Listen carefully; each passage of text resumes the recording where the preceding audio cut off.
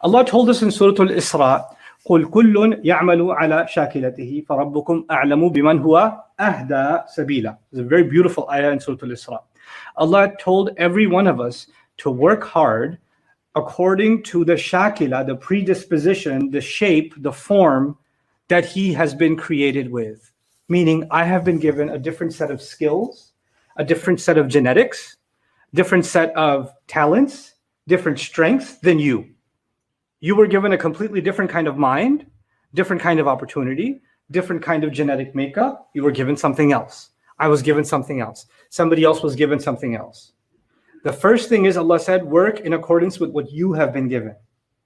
What happens when we don't understand this guidance of Allah?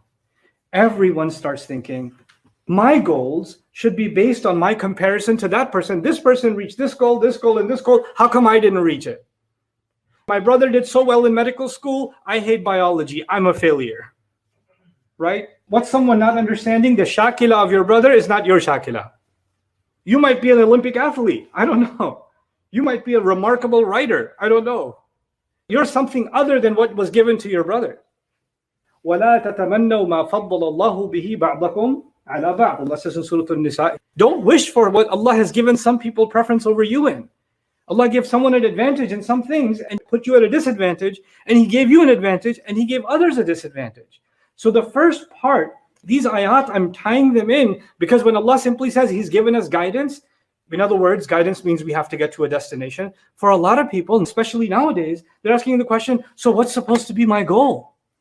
The general goals are the same. We want to please Allah Azza wa Jal. We don't want to disobey Him. We want to be able to meet Him on Judgment Day with success. That's all understood. But you know what? Beyond just staying away from haram and doing halal and doing your prayers and doing your fasting, above and beyond all of that, Allah gave you a skill set, didn't He? Allah gave you a set of talents, didn't He? And He wants those talents to be guided so that even the worldly things you accomplish, the degree you get, the job you get, the business you start, even that business, even that degree, even that career, whatever you're able to do, that becomes a way of expanding guidance for others too. It becomes a way of goodness being spread in the world too. It's a purpose larger than yourself. You didn't just accomplish something to make your parents proud. Now that they're proud, now what? Now what do I have to accomplish? This is all I was fighting for. That's already done. Now I'm pretty much depressed. And now I'm angry because I don't have a purpose. There's a larger purpose. And that purpose has to be designed by you, based on the shaakila Allah gave you.